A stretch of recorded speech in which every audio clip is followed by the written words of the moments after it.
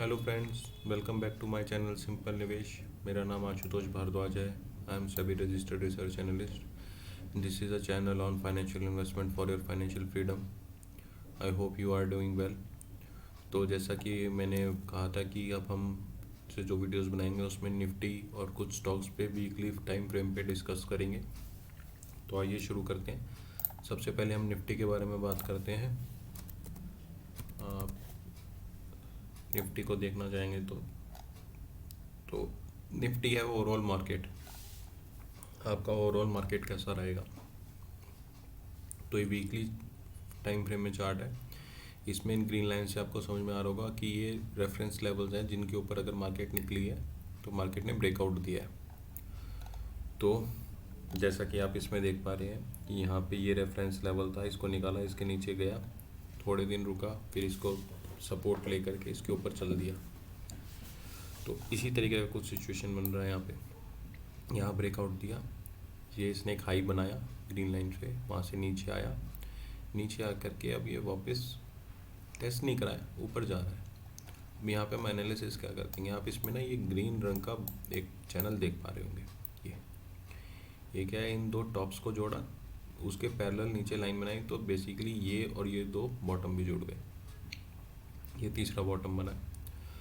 अब मेरा ये मानना है, जैसे मैंने अपनी प्रीवियस वीडियोस में बताया था कि निफ्टी अगर 16,200 के नीचे 16,150 यानी 1600 के अप्रॉक्सीमेटली नीचे बंद हो जाता है वीकली बेसिस पे, यानी फ्राइडे की क्लोजिंग आपकी 16,150 के नीचे आती है या इस लाइन से नीचे रेड कैंडल बन जाती है आपकी, तो मेरे लिए ट्रेंड निफ्टी का थोड़ा डोविश नेगेटिव हो जाएगा।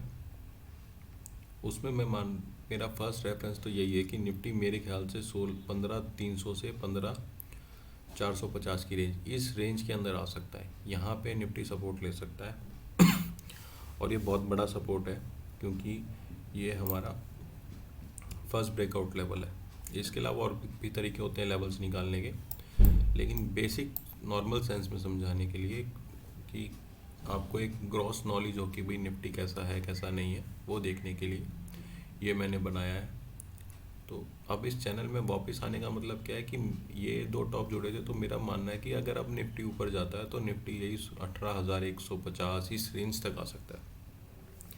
इस रेंज से बाहर निकलता है तो ये बहुत बड़ा पॉइंट है निफ्टी के लिए, इसको तोड़ना 18,345। अगर निफ्टी 18,180 तोड़ देता है या 200 तोड़ देता है तो 18,345 या 350 ये निकाल देता है, उसके बाद मैं मानूंगा निफ्टी में अब ट्रेंड दोबारा शुरू हुआ है। तो आप ये बोलेंगे क्या इस टाइम पे हमें इन्वेस्ट करना चाहिए, निफ्टी तो अब साइडवेज है। तो निफ्टी साइडवेज है लेकिन स्टॉक्स साइडवेज नहीं रहते। निफ्टी की मूवमेंट को देख करके आपको एक मार्केट का सिनेरियो पता लगता है। हमें ये पता लगता है कि अब जैसे निफ्टी बॉटम बना चुका है, जैसे मैंने बोला था कि वन टाइम इन्वेस्टमेंट करने का बहुत अच्छा मौका है। अगर आपको इन्वेस्टमेंट मिलता है टाइम करने का तो आप इस रेंज में 18,100 से इसके टाइम में एक वन टाइम इन्वेस्टमेंट कर सकते हैं। तो अभी वो प्रॉफिटेबल है सिचुएशन। तो मेरा रेफरेंस पॉइंट यही है, नीचे में आपका 16,100, ऊपर में 18,200, इस रेंज के बीच में निफ्टी रहेगा। और कोई अच्छी खबर आ गई तो ब्रेकआउट, ख़राब खबर आ गई और ज़्यादा तो ब्रेकडाउन। ब्रेकडाउन में भी मुझे 15,200 या 15,250 के नीचे जल्दी से लग नहीं रहा है। तो ये निफ्टी पे हो गया। इसके अलावा मेरे पास एक मेल आया था रिगार्डिंग गोल्ड के लिए, एक गोल्ड पे भी आप कीजिए, तो मैंने गोल्ड पे भी करा है। गोल्ड का चार्ट ये है, देखिए इसमें मैंने ना कुछ लाइंस बना रखी हैं पहले। ये गोल्ड ने टॉप बनाया था यहाँ पे,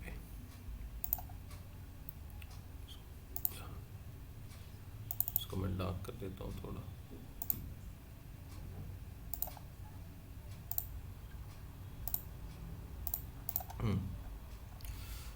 उसके बाद ये साइडवेज चला गया, साइडवेज नहीं सॉरी डाउन ट्रेंड में चला गया। ये साइडवेज ट्रेंड था, इसमें बार बार ये 49,000 50,000 की 49,500 से 50,000 की रेंज में आता, फिर नीचे आ जाता, फिर गया, फिर नीचे आ गया, और नीचे से ये अपना टॉप ऊपर करता, बॉटम ऊपर करता रहा। पहले इसने ये बॉटम बनाया, फिर टेस्ट करा, फिर उसने ये बॉटम बनाया आपका, फिर इसने टेस्ट करा, फिर ये बॉटम बनाया। तो इस तरीके को आप कैसे समझेंगे, जैसे पहले इसने ये टॉप बना दिया, फिर इसने टेस्ट करके यहाँ से इसने बॉटम बना दिया ये वाला, उसके बाद फिर इसने ये टॉप बनाया, फिर इस तरीके से बॉटम बनाया, और फिर ये एक इसने टॉप बनाया, और इस टॉप में इसने इसका ब्रेकआउट दे दिया, यानी 50,000 के ऊपर क्लोजिंग दे दी वीकली बेसिस पे। तो ये हो गया कि भाई इसमें ब्रेकआउट तो आ चुका है। ये हुआ जब रशिया यूक्रेन का वॉर आया, उस टाइम पे बाइंग बनती थी, बाइंग करी है लोगों ने, फर्स्ट उसमें ये आ गया, लेकिन इसने क्लोज नीचे नहीं दिया। कैंडल बहुत अच्छी नहीं कहूँगा बनी है, लेकिन इसमें फिर भी ग्रीन थी, यानी कि बायर्स फिर भी पॉजिटिव थे। फिर ये एक बहुत अच्छी कैंडल बनी। उसके बाद ये कैंडल जो बनी है, इसको वीकली बेसिस पे देखेंगे तो वैसे तो यहाँ पे फर्स्ट टारगेट ये बनता था कि भाई 55,000 के आसपास अगर जाता है तो गोल्ड में प्रॉफिट बुकिंग करनी चाहिए। अगर इसके ऊपर क्लोजिंग दे देता है तो अच्छी बात है, नहीं तो यहाँ पे अपने कुछ प्रॉफिट्स बुक करने चाहिए। तो लोगों ने आप प्रॉफिट बुक करें। ये कैंडल आपको देखेंगे यहाँ तक गया, उसका ये रेड वेंडर यानी कि सेलर्स हावी हो गए। तो ये कैंडल अब अच्छी नहीं है। ये कैंडल भी माइल्ड पॉजिटिव थी, ये कैंडल नेगेटिव है। अब यहाँ पे ये जो कैंडल की फॉर्मेशन हो रही है, जो ये वीक है, इसमें डिसाइड हो जाएगा कैसी फॉर्मेशन आती है कि इसको क्या करना है।